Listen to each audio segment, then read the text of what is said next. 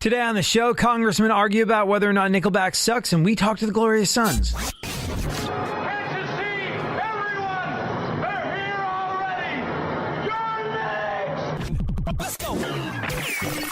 Welcome to the future, where the glass is half full and you'll need new glasses, where you'll be jumping from conclusions. The past is annulled, and a new future is born. Never before in history has so much meant so little to so many. So, you know what's kind of missing for me anyway from music, and maybe you feel the same way, but do you remember when you were a kid and there were certain songs where you heard them and you're like, oh my gosh, what the hell was that? And because this was back in the day when we were kids, you had to wait until the next time it came on the radio. And hopefully whoever was on the radio would say the name of the song and the artist it was before or after. And then, you know, maybe if you did that sort of thing, you called in and requested songs. I did. I never once got through, but I tried to. And then you would go to one of those CD listening booths in Tower Records or wherever it was you were living your analog youth when you were music shopping, and you would put on one of those listening devices and go, oh, I love this song. And then you would take your trembling hands, in which you had collected all your lawn mowing money for the week, all $22 of it, and purchase a compact disc. And you would struggle with the shrink wrap in your car as you attempted to put it on that CD player with the shock mount thing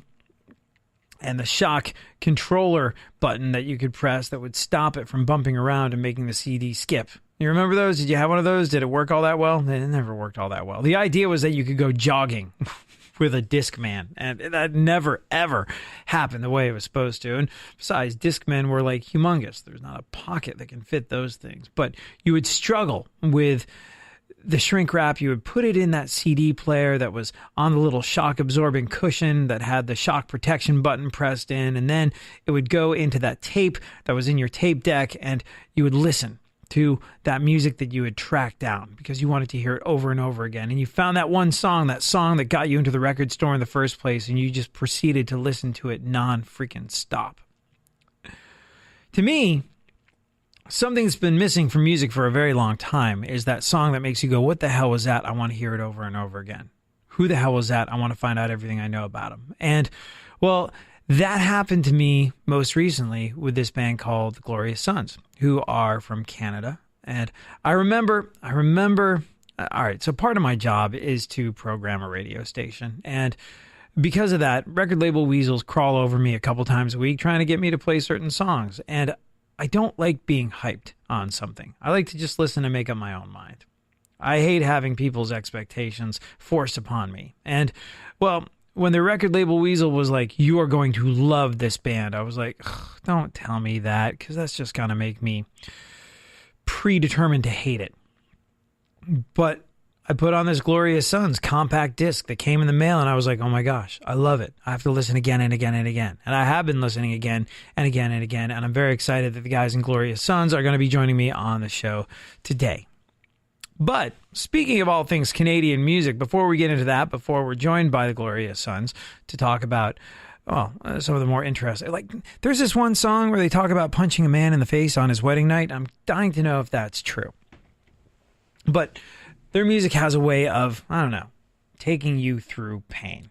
It's sort of a way of holding up a mirror to your humanity and then sort of helping you come out the other side through someone else's experience. Does that make sense? I know it sounds like heady stuff, and it is, and it would all mean nothing if it wasn't wrapped up in unbelievably catchy tunes, but it is as well. So, like I said, I'm really excited to talk to the Glorious Sons, Canada's finest export right about now.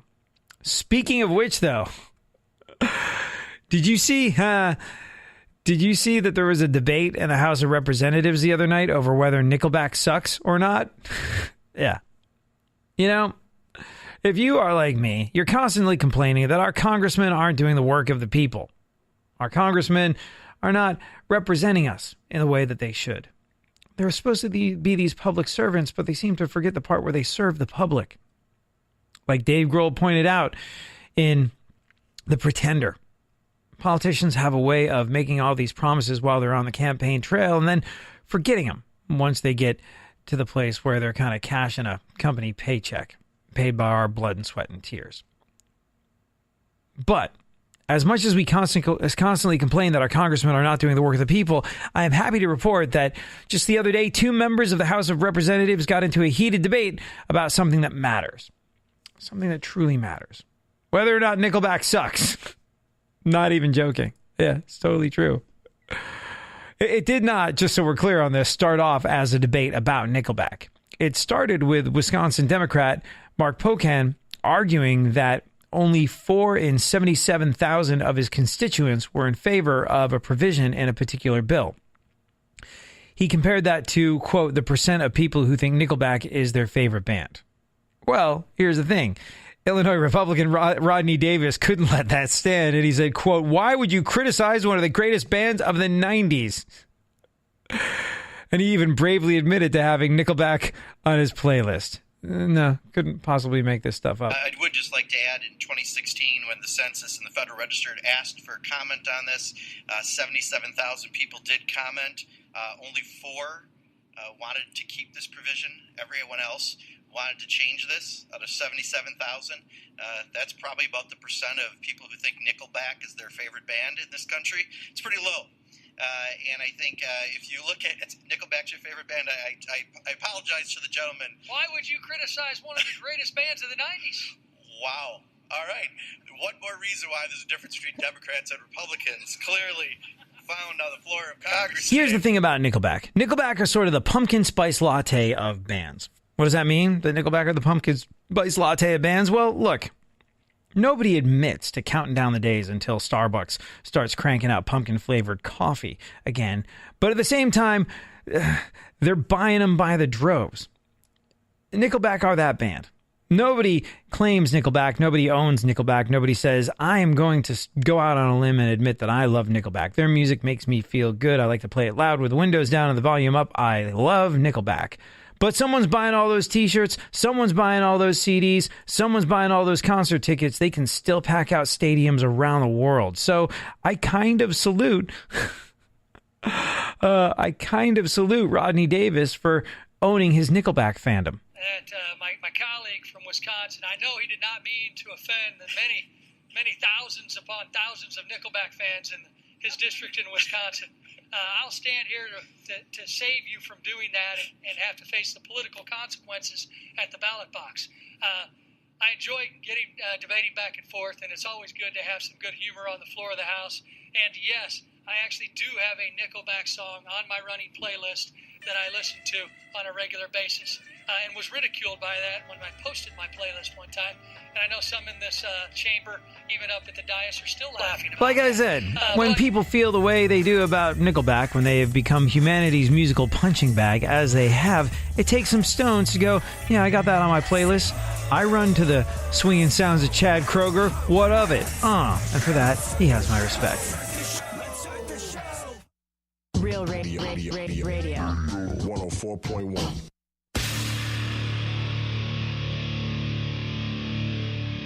Where the left and right come together for fundamental truths. AD on the radio, on Twitter at ADSXE. So today, you and I are essentially just killing time until the guys from Glorious Sons get here and talk about life, music, and everything. So while we wait, let's you and I discuss the events of today in our segment My Witness News, shall we?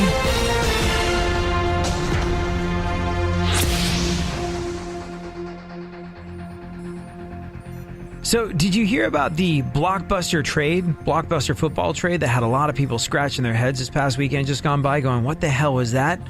On the other hand, it made a lot of folks very, very happy. What are we talking about? If you've been following football at all in the offseason, you know it's a fact that Pittsburgh's Pro Bowl wide receiver Antonio Brown was traded to the Oakland Raiders. Like I said, a lot of people, especially in the Pennsylvania area, scratching their heads going, what did you just do? On the flip side, though, Raiders fans are all kinds of excited. Yeah, apparently excited Raiders fans were high-fiving each other all weekend long. And you know, it's no easy task when Raiders fans high-five each other, considering the fact that most of them are handcuffed. Hey, did you hear the latest in the Jussie Smollett scandal?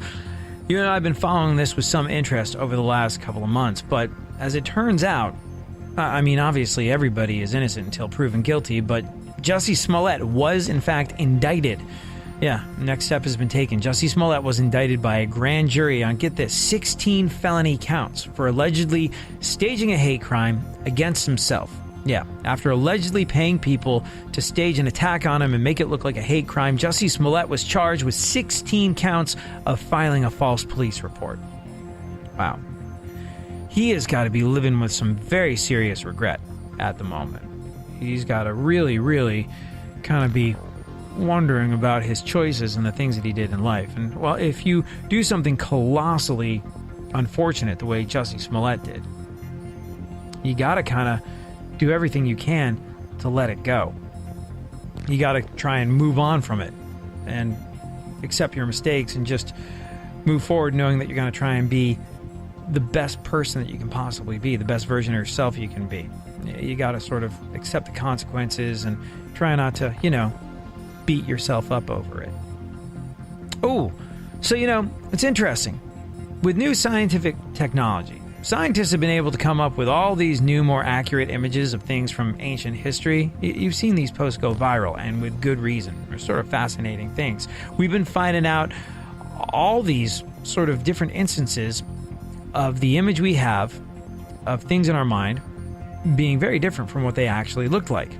Like it turns out that Cleopatra wasn't in fact all that hot. King Tut was a chinless nerd that looked as though he was definitely inbred. And St. Nicholas, the original Santa Claus, he was not sort of a right jolly old elf. He was more than a little scruffy. He looked like the kind of guy that you might cross the street to avoid in this day and age. Well, similar to those instances where sort of advanced genetic modeling and CGI has allowed a more realistic depiction of these historical figures to be introduced to us and has been blowing our preconceived notions of what they are. Similar to that, did you hear which dinosaur apparently looked way different than we thought? It's really weird because we've seen this dinosaur in countless movies and books and TV shows, and allegedly they were, well, not in any way, shape, or form the way we imagine them. Looked very, very different.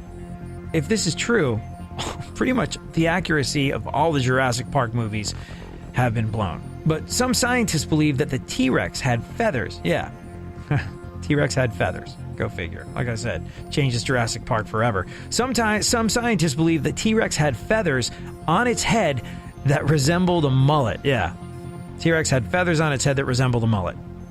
Speaking of dinosaurs with mullets, are you going to see that new Motley Crue movie? Ooh. This is an interesting one. If you are at odds with the place where you work and you want to quit your job, you might have fantasies about quitting your job and doing it in style. Here's the thing, though. No matter how you quit, it'll take an awful lot to top how one very well-known man let his employer know that he was done with them. If you are listening on KPRC, 9:50 a.m. in Houston, there's a very good chance you're familiar with this guy, David Irving of the Dallas Cowboys. Yeah, David Irving of the Dallas Cowboys, who is suspended for marijuana, went on the record saying that the NFL's ban on marijuana is BS, and he said that rather than take opioid painkillers to manage the pain he experiences from getting knocked around in the NFL, he was going to quit the NFL. But he announced that he was quitting the NFL after being suspended for marijuana use. He announced he was going to quit the NFL on Instagram Live while smoking a joint, which you have to admit is a pretty blunt statement. Oh, this one's actually really, really interesting. What do you think the keys to happiness are? According to a recent study, money is not one of the top 10 keys to happiness. At least, not directly. Now, money I think can unlock some of these, but it's interesting to note that it's not actually on the list. Spending quality time with your family was chosen as the number one key to happiness. Of course, it is a lot easier to make time when you've got plenty of money in the bank. Here are the top 10 keys to happiness according to this study. How many of them do you do? Exercise. I mean, we've talked about this extensively on the show. I'm not saying that if you've got some problems, if you're dealing with real depression, that you can jog your depression away. But exercise can make an immediate change in your state of mind. Exercise, as we've talked about on the show, does a lot of the same things that serotonin reuptake inhibitors like Prozac does. Exercise found that 20% of us spend less than 30 minutes a day on the things that truly make us happy, and exercise would be one of them, so we're not getting enough exercise. Eating healthy. I know. You think the ring dings are going to put a smile on your face. Ultimately, eating healthy makes you happy. Continuing to learn and discover new things. If you're like me, being stagnant, sitting there doing nothing, not developing, not changing, not learning things, not growing in any way, shape, or form, oh my gosh, that's some painful stuff. It's interesting. I'll peel back the curtain just a little bit. But I'm in the middle of some contract negotiations around here. And it's interesting. One of the things that keeps coming up over and over again is that, well, they love me for the things that I do. And there's nothing wrong with that. I do my jobs and I do them well, because that's what I'm paid to do, and I take that very seriously. I take a lot of pride in my work. I feel very lucky to work in radio. However, I've been doing them for a little while, and I was like, guys, work with me a little bit here. Someone like me doesn't work the way I do. I don't put the hours and the effort in to stand still in life. And I'm not saying you've got to make money rain from the sky on me. I'm saying that I don't want to get caught in a rut and be here for the next million years doing the same thing that you're having me do now. So let's find a way to grow. And that one really hit home for me, because I'm sort of going through some of that right now myself. But continuing to learn and discover new things is one of the keys to happiness. So if you feel caught in a rut, if you feel like everything's repetitive, even if it's not at your job, make an effort to break out and do something that enriches and helps you feel like you're learning things. Apparently, it's one of the ultimate keys to happiness. Number 8 on that list, as a matter of fact. Delicious food, especially if it's good for you. Again, healthy food makes you happy. It's weird, but food really affects your mood. Food and exercise. Eating healthy and exercising do so much for your state of mind.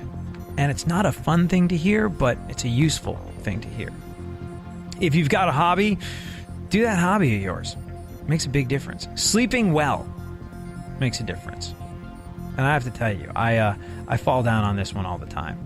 I was a lifelong insomniac, and now I've sort of got my inability to fall asleep under control, but I just don't have the hours in my workday to sleep. So it's one of those things that I feel like I can never win. But on one of those sort of like really difficult days where I go to bed at 5 a.m. because I'm working and cutting a whole bunch of commercials and doing a whole bunch of things, and I wake up at 8:30 and do it all over again, I am not happy, and it has to do with more than just being tired. So sleeping well will really make a big difference in your life. Being outdoors more, getting a little fresh air, walking around a little bit. Remember when you were mad or sad when you were a kid, your mom would say, hey, go run around outside a little bit? Turns out she was right. Spending time with friends. Yeah. Having time to yourself and spending quality time with your family. These are the top 3. So the top 3 are all about having more free time. And money isn't directly tied to this, but you have more free time when you got more of the green foldy stuff that you can use to eat and pay rent, because you don't find yourself doing a million freaking jobs in order to do that. So there you go. There you have it. All right, we'll talk to the Glorious Sons next.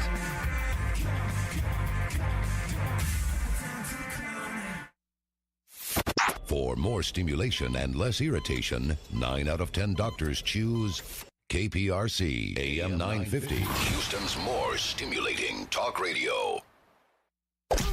Don't get the blues, get all the news. We mean all of you guys out there in Radioland. All aboard! He's back. AD on the radio. Yeah, they said the tax man, I lost my job and you got hooked on oxycodone. They shut the lights off, they took the car in. We are lucky enough to be joined on the show today by Brett and Jay from Glorious Sons. How are you guys? Fantastic. Great. Thank you for being here. Want to talk about all sorts of things. Want to talk about SOS. Wanted to talk about your records. But first and foremost, I wanted to talk about the fact that you guys are brothers. Sure. How much time have you spent apart in the last 20 or so years? Not very much. No. How is that? It's not really that hard anymore. No. It wasn't hard before we joined the band together either. It was easier then. Even when we were young, we were all together, you know. I was like Brett's big brother, so he'd follow me around. And I teach him stuff I shouldn't be teaching him. And Like what? What was one thing you taught him that your mother probably regretted? He used to read the Led Zeppelin biography to me before bedtime, which is an extra... Including the Red Snapper story? Yes. Uh-huh. How old were you when you were familiar with the Hammer of the Gods? Like I was probably like 8. 9. Yeah. We just whatever he did, I basically pushed my way into. So I mean, it was kind of, he didn't have a choice in the matter. But I mean, he used, when he was in university, I went up and he'd stay at like our frat house for the weekend when he was like way too young to be doing that. And it's just like, yeah. It was great. Yeah. Awesome. And now we get to do that for our lives. So, I mean, it's truly not that bad. I think there was a learning curve, kind of learning how to run a business together. I guess probably part of that had to do with me kind of getting the hell out of the way for Jay to do his job. The things that he can do better than me. So running a business together, I mean, this is actually really sort of interesting to me, because one thing that a lot of folks don't realize is that guys and girls, when they're in a band, whether they're signed to a label or not, you're essentially running a business. You're your own boss, and you can look after it or not, but especially when you're first starting out, and then probably even more so when you need to keep an eye on things as there's more and more things to keep an eye on, you really have to be in control of your destinies. And that's one thing I really admire about people that manage to make any headway as a musician is you're a successful entrepreneur, and that's not an easy thing to be.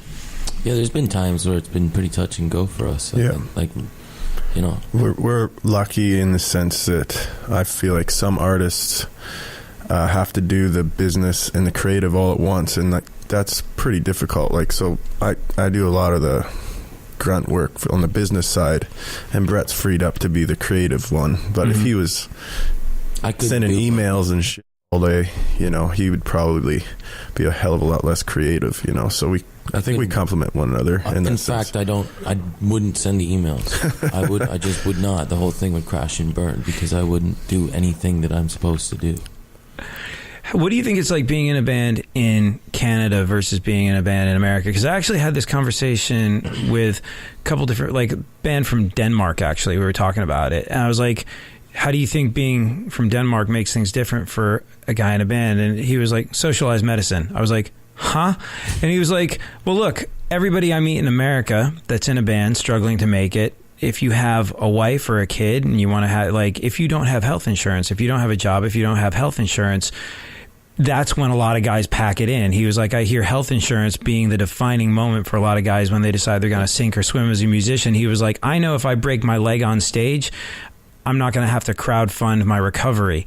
I was like, wow, I never thought of it that way. Very scary and interesting. Yeah, I never thought of that either. But, I mean, that's a huge thing. We also get, you know, certain incentives from the government. We have a lot of support for the arts through grants and programs for musicians and all sorts of artists through the Canadian government. So we're super lucky in that way. And there's less bands in Canada, like there's less people. Far less amount of bands and population. So, I mean, I think probably the competition down here is a little more stiff. So we were able to kind of, you know, make headway in Canada right off the bat, and that's helped us in turn, you know, fund tours down here and be able to keep active, you know, in the States and still make a penny or two while doing that. Do you find that, okay, so this was the other theory I heard about Canadian rock bands. Canadian rock bands tend to have their port of entry into America be like the northernmost states, you know, cities like Buffalo, cities like Detroit. And it's not just a geographic thing where you're right there on the border so you can go play shows, but Canadian radio stations will bleed into America that way. Yeah, like I think we probably could have done meaningful shows in Buffalo and Detroit 2 years ago, you know, and now the rest of the country is starting to catch up as radio basically has kind of jumped on board. Yeah. But But yeah, that's for sure. We played in Watertown with 500 people. Yeah, like that was like 5 years ago. Detroit, it's basically part of Windsor. You know, it's just a bridge. Or Windsor is basically part of Detroit. Yeah, I don't know which one it is. Yeah, but like they're right there. That's so cool. So if you guys had to pick, I mean, you're brothers, so I wonder if this is going to be the same answer. If you guys had to pick one song or maybe a record or maybe a performance you saw on TV or a show that you went to where you went, oh man, music is it. I've got to do something with music in my life. Would you know what that would be? Would you be able to pick that revelatory moment? It was either like probably like a Jackson Browne song or a Bruce Springsteen song when I kind of put down AC/DC, who I absolutely still love to this day, but I kind of realized that rock and roll could be many different things. I didn't really know that before I heard, the big band, wild Bruce Springsteen stuff. I didn't really... It just clicked in my head that, rock and roll wasn't just and guitars. It was something more. It's funny, like somebody brought up AC/DC and like the song Shoot to Thrill to me a little while ago, and everyone's like, they got in trouble for glorifying gun violence. I was like, yeah, but nobody, you gotta understand, AC/DC, when they say Shoot to Thrill, they write songs about three things: rocking, drinking, and doing it. And it's clearly a metaphor. And that's why they're so awesome. Oh my God. Like they're one of my favorite bands still to this day. I think AC/DC are not just one of the greatest bands ever. I think they're one of the greatest things humanity has ever produced. I put them right up there with the Hanging Gardens and the Pyramids and stuff. Like, this is the very best that humanity can do. Oh, that's interesting, because I had a private bet with myself that you would say Springsteen, because one of my favorite songs of yours is that song Josie. Yeah. And the way you tell the story of someone's life, yet we're all kind of like hearing ourselves in it or hearing someone we know in it. I was like, that sounds like somebody who grew up listening to Springsteen. Yeah. I love him. I think he's so much more talented than even half the world gives him credit for, because I know everybody knows the hits and everybody listens to the 80s Springsteen, and every indie band nowadays seems to be basing their style off of that kind of clean cut Springsteen vibe that you heard in the 80s. But there's a whole other dirty rockin' side to Springsteen and very dark side to him that doesn't get enough light on it, and it's honestly life-changing music in my opinion. It really is. Wow. For you?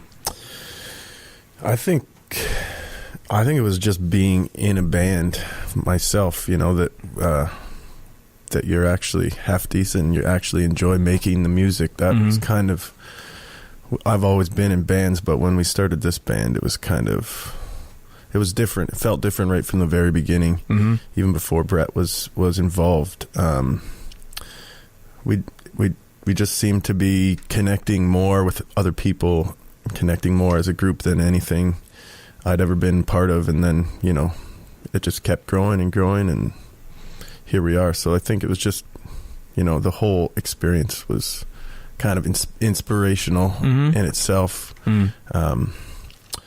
But I mean, as far as like great performances go, there's a Letterman clip of My Morning Jacket playing One Big Holiday. 100% know the exact one you're talking about. That one goes down in history for me as something that when I first watched it, I was like, whoa, if we could do that someday, that would be pretty rad. Well, I mean, there is this sort of like your record label Weasel, who is casting a watchful eye over the proceedings there in the corner. What up, Nick? As weasels go, he's one of the good ones. But like, he did something really clever when he was, trying to let American radio stations know there's this band that if you're not familiar with, you really need to take a look at. Which was, he got some footage of one of your shows, and it wasn't all professionally shot. It was just like, it was a clip, and somebody sent it to me on my phone, which is not the most forgiving of mediums, but you saw it immediately like, oh man, the people that are at this show are 100 million% invested in what they're doing. And listening to you guys talk about what it is that made you want to do music in the first place, listen to you talk about what Springsteen means to you, and listen to you talk about having that sense that something was different and seeing that, I know that My Morning Jacket performance you're talking about, and having it speak to you, that's how I see your guys' music, is like you're kind of singing the soundtrack to people's lives, and they're so wrapped up in it with you, which is why you're here today, going around the world, kicking ass, taking names, and taking it to people. I hope. I mean, I think so.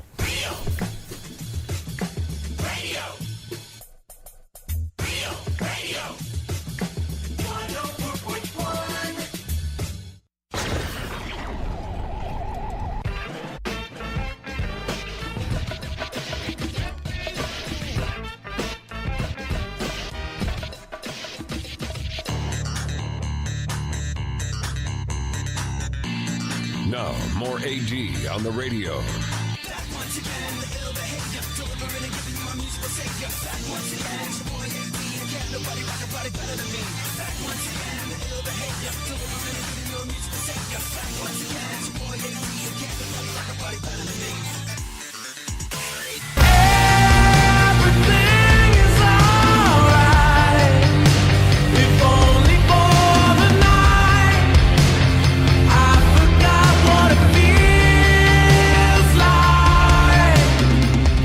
Here with Glorious Sons, Brett, Jay, thank you again for joining us. Thanks for having us. I wanted to talk a little bit about Everything Is All Right. Again, one of those songs that I just feel like you're going on you're kind of figuring stuff out. Have you spent much time in therapy? I spent some time in therapy. Because it feels like when between your shows and between the records that you make and hearing how you guys talk about music, how it's real to you and therefore becomes real to your audience, it feels like you're working through things in your music. Yeah, I mean, that was during a period where I was basically drunk 7 days a week. So, I mean, I would wake up, boil a pot of coffee, sit down on my porch, and just kind of work things out by myself for 4 or 5 hours a day. Then I'd go out, get dinner, start drinking, meet our buddy Chris down at the bar, Coster, the guitarist in our band, and then wake up with half a sub on the table sitting next to me, repeat. Yeah. Good. The old... So, I mean, there was a lot to try to figure out during that time. It was, I had, I wasn't in the best mental state, to say the least. I think... For me, the thing that I appreciate about those, like, I remember listening to that song when I was not necessarily in the...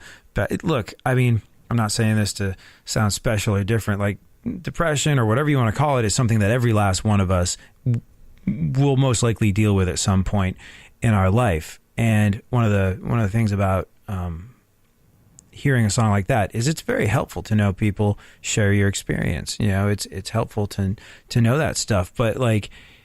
hearing it and then hearing sort of like the chorus of like, everything is hideously and horribly wrong, but ultimately I'm still here. Yeah. Things are going to work themselves out. It was all at once like the most depressing thing, yet the most uplifting thing I've ever heard. And I wound up feeling better about life after the song was over. It's a moment of breath.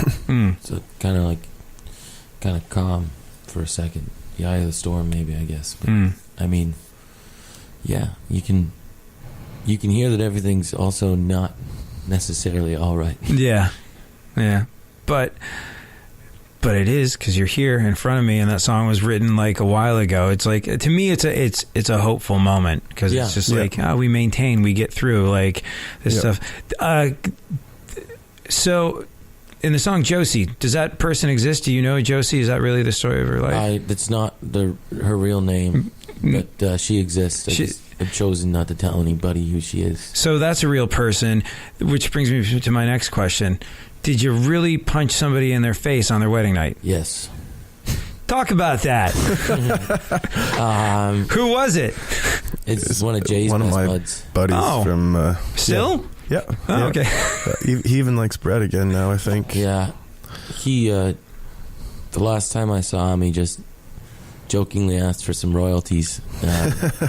But, I mean... Did you give them to him? No, of course not. He didn't write the song. I wrote the song. You know Cage the Elephant. Yeah. Their song Ain't No Rest of the Wicked. Yeah. It's based on an actual experience that guy, Matt, had, I think, cashing his paycheck or something like that. That first line of the song is about it actually getting solicited by a prostitute. Yeah. And he was a plumber at the time, I think. Yeah. Went home, wrote that song, clearly the game-changing moment for his band. I'm like, you need to hunt the prostitute down and give her some of your rock star gazillions. I'm guessing he didn't either. No, Up until now, you've seemed like the nicest guy I've ever met. I see you still seem very nice. If you can't write, you don't get the royalties. Somebody's got to capture this stuff and put it down. No. I'm totally kidding. You don't owe that guy any money. An apology has probably already been dispensed. Yeah, a few times. But go on. Take me back to the wedding night and explain to me how it happens, because I want to know the context in which you punched him, and then I want to know how you repaired your relationship with him, because it seems like there's a real teachable moment here. I didn't repair my relationship with him in a sense. I think maybe... Time heals all wounds, kind of thing. I mean, you don't come back from that. There's no lesson to be really learned from that other than, you're an idiot. So, I mean, he's not going to... I don't think that you get forgiven for ruining somebody's wedding. That happened to them once in their life. But, I just remember... smoking on a bus, and it was a shuttle bus on the way home from the wedding, and this girl one of those things they used to cart people to and from the reception, and I smoking on it, and he had some pretty stuffy relatives, and I was anything but stuffy that night, and a couple of them started chirping, and I just told them to shut the F up. And I realized I was in a bad place, so I walked up to the front of the bus to try to get off. And that, of course, made everything a little bit crazier because the bus driver didn't know what was going on. And then the groom walked up to me and he said something like, "Brett, why do you always ruin everything?" And I looked at him for a second and threw a punch. And I wound up on the bottom of the huge pile up. Somebody's finger was in my mouth and I bit it. My brother Bobby, our other brother, was pulling people off. He literally told a man he would murder him that night. Jay and Bob and me get out the back. They pulled me out of the emergency exit, and I'm like, just confused and very dark, and they just kind of looked at me and basically said, "You effing idiot, I can't believe this." And I woke up the next day and some guy called to make sure that I didn't have HIV. The guy whose finger you bit? Yeah, which I clearly didn't have HIV. It was. Well, did he have it? I don't know. We'll see, I guess. It was everybody likes to laugh about it, but because it's a story, and it was a very dark moment. I never felt that hungover in my entire life, and that lasted for 2 or 3 weeks. You walk around and your skin just crawls because of how much of a piece of shit you are. Well, I think everybody has to see the innate comedy of winding up with another man's finger in your mouth at somebody else's wedding. There are some obvious ha-has and hee-hees in that one, but I think is an incredibly valuable story because, look, that is... I can't speak for you and say it was your rock bottom moment, but I think it's something that, I'm glad you put it in a song. I'm glad you talked about the fact that it was real because it sounds like it was a pretty low moment, yet you're here, you maintained, you repaired the friendship, or time repaired the friendship, and to me it's a great lesson to anyone that happens to be listening or anyone that needs a reminder that no matter what it is you're going through, there's a very good chance things are going to even out. Hang in there, you got this. Yeah, for sure. Maybe you're just a spoiled little too. I mean, but you learned that you were, so everything is in fact all right. Glorious Sons, thank you so much. This has been awesome.